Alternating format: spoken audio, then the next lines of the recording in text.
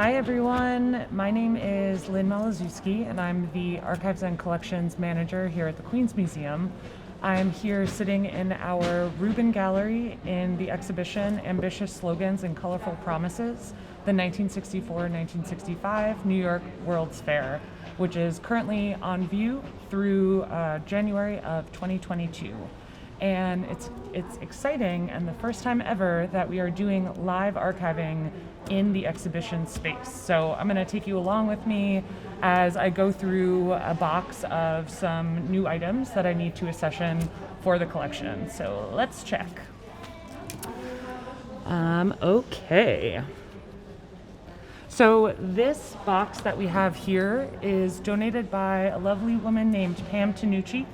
And it's very exciting because her relative was actually Hugo A. Seller, who was the television operations director at the 1964-65 World's Fair. So there's tons of treats and kind of fun things to look through. So of course, no one can start any World's Fair donation without some classic guides, both for the 1965 and 1964 fairs. That's pretty exciting. We see these very frequently. A very exciting and unique thing that is a part of Pam's donation are these incredible little booklets that were produced by different pavilions specifically for either the preview or for the opening event. So you see here we have Pakistan. There's a ton of them in here, the Westinghouse time capsule, which is super fun. And all of these have transcripts actually of opening day speeches, as well as some photos of the individuals that were included in those opening day speeches. So this is for Mexico. Let's see if we can find a particularly intriguing one. Here we have the Masonic Brotherhood Center, which actually has it's over here, Hugo's name here inscribed. So who knows, maybe he was feeling particularly territorial over that one. We have one from the Pavilion of Africa, of African countries, which is very intriguing because as you can see, there's a little map here that shows just how many countries were shoved into this single pavilion. And these are excerpts from the opening day speech. So this is a great historical document to kind of see how people were prepping the public about what the pavilion would be. We have the Hall of Science, which still exists, very much like the Queen's Museum. Let's see. Anything else? Ooh, very fun. The United States Post Office, which had its own pavilion. Ooh. So here we have a little kind of preview from Reader's Digest. Which is a very generous essay by Ira Wolfert, so that's a fun one to set aside. We have Lebanon here, nice purple cover. Let's see. All right, interesting. India, Sudan, very entertaining. Also, it's fun, you get some that are, giving you a map on the back to really make sure that you return once you get this. Ooh, so this Century Grill, which looks specifically, like a restaurant only. Let's see. Ooh, this is a good one. The Hall of Free Enterprise, which was put up by the American Economic Foundation. And was really pushing capitalism to an audience that was ready to buy everything at the fair.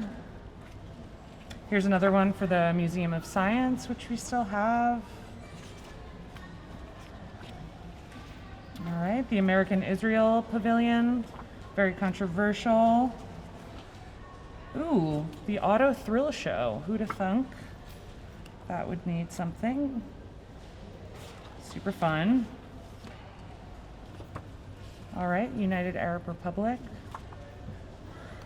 So lots of goodies in here. Ooh, that's going to be great to read through. Can't wait for that.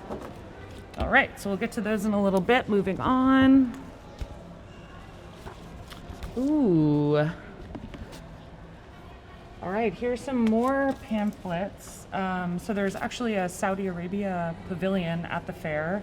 So this looks like a very generous, history of the kingdom. Tons of photos in it, which is really great. Yeah, kind of a map to see roadways, which was a big thing for this fair, just to kind of share the way that modernization was taking hold of many a country. And then here we have another one, another pamphlet, likely scooped up from the pavilion. And you get a real, this is much more dense, I would say, but it gives you an understanding of economic development, government, all of these fun things. And then we have this very extensive folder for the Egypt pavilion. Oh wow, and it comes with a bunch of different pamphlets within it. And if I had to guess, this was likely a promotional, oh wow, look at this, a little craft within this. Get a full map of Egypt. What else? They're showing us the Suez Canal. They're showing us land reclamation. So this looks definitely like the faces of Egypt, which is very funny. Huh. Just truly faces of people.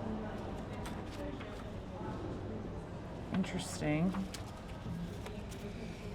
All right, this will be a good one to look through too. All right, let's get into some more personal items. The thing I love about these donations from individuals who worked at the fair is that we often get real insider info from these donations.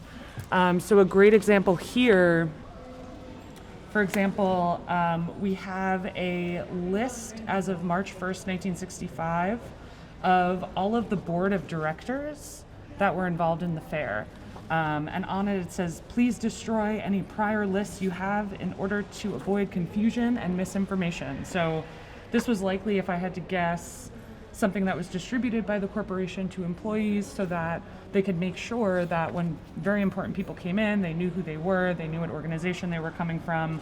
So this felt super important. And then we also have these incredible manuals, oftentimes that pop up. So this one is very specific for radio and television. Oh wow, you have a billing form on the back here, which is always entertaining.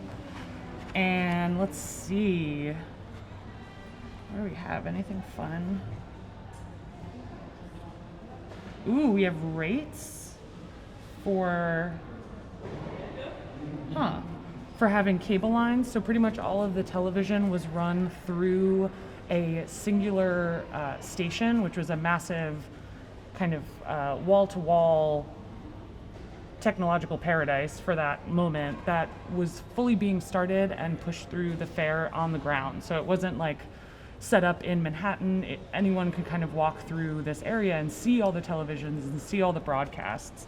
So oftentimes too, news outlets would also grab that tape directly from the World's Fair producers. So as we can see, there are lots of restrictions and limitations, I'm sure. All right, let's keep going here. Ooh, another good one. So fun fact, Robert Moses for security hired the Pinkerton Guard for his own personal security as well as on the grounds. So here we have a copy of The Eye, which was the Pinkerton magazine. And it is, Pinkerton's Inc., Pinkerton of Canada, and Pinkerton Electro Security, which for the 60s is very intriguing to me, from fall 1965. And you get a little profile of Robert Pinkerton, which is exciting. Definitely we'll check into that. Ooh, and then we have in the back here, Pinkerton's on the job at the World's Fair. And we have a lot of other images back here, so just, gotta do it for the fans of the Pinkerton, I guess. Interesting. All right. Fun document. So that's box one. So I know this next box is kind of entertaining because there's actually many more personal affairs in there. So I think we can close this session 1 up, and I'm looking forward to seeing you in session 2, box 5.